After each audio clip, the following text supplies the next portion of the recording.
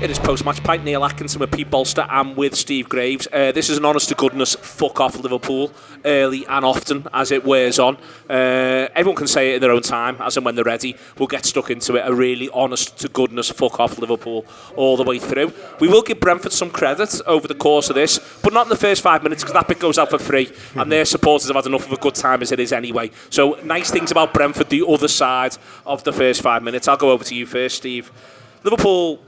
The manager picks the team he picks, they do all right for 10, and then almost to a man, absolutely abject for the remaining 35 minutes of the first half. For the first half against Leicester, they were terrible for the first 35 minutes of the first half. In this one, they're absolutely terrible for the back end 35 minutes of the first half. It was just so painful, so inexplicable. You come out of that first 10, and you really do feel, okay, we've learned all the lessons of the other day. It was just an off day to a certain extent. We are on an overall upward trajectory, and and we're showing that, we're demonstrating that. And Liverpool make chances. They look bright. The front three look bright, as they sort of did throughout, certainly the other side of half time. But during that period, you really feel like Liverpool are alive, and then it just takes one or two little moments really, and Liverpool are just so collapsible, so frail defensively, so lacking in nous and awareness, and just the opposite really of the sort of sharpness you do see up front at times. It's just not there defensively. They're not panicking. They're not rushing to the scene of the crime. They're just and it's collective. It seems to have passed across 7 or 8 different faces who've featured defensively or in midfield positions for Liverpool in the last couple of games, where they just can't seem to switch on for long enough to sort of focus through the moments when we really, really need them to. It's the moments, like I've come away from that in the cold light as day, Pete, and I can say this, I think Fabinho plays quite well. But in key moments, he's nowhere to be seen. I think that, for instance, in the second half, there's a period of resurgence from Thiago, where I think he's really important to the game. But in key moments, he's letting the side down. He's making really, really poor decisions. He's putting us in trouble. I struggle to find a positive word for Elliott, and I almost want to gloss over Elliott for now, because he doesn't pick himself. The manager picks him. I'll come back round onto that. And then you can do the same thing with the back line as well. The one that starts and even the one that finishes the game. And, for me, Pete, that's what's so hard here, is that you're not talking about one player. You're not talking about one set of shortcomings. You're talking about a collective failing again. Absolutely. I think that... I literally said that at half time. I think Liverpool played well until we conceded 4 goals.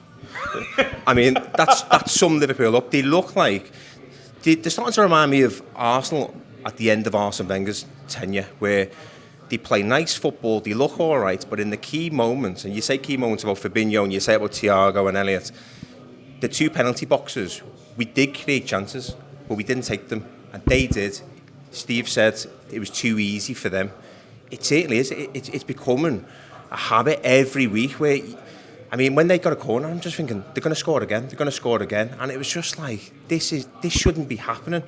But if you're playing with no midfield, which Liverpool are, you've got to be clinical, and we're not clinical in the right moments. We're not clinical in their box, and we're not clinical in our box to get it away. We're not aggressive enough. I think at half-time they made some switches.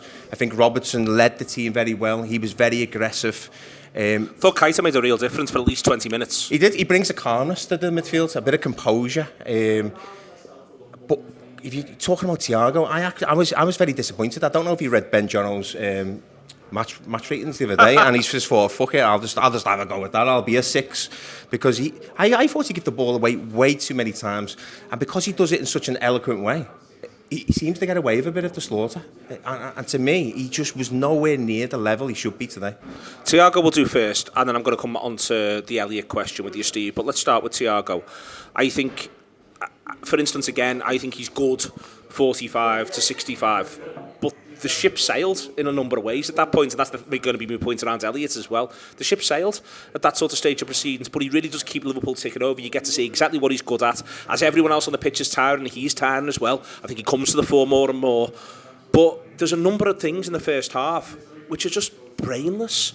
And it's a really weird thing to say, because he shows so much brain so much of the time, and then it feels as though there's either loads of brain, perhaps even too much brain, and then there's no fucking brain.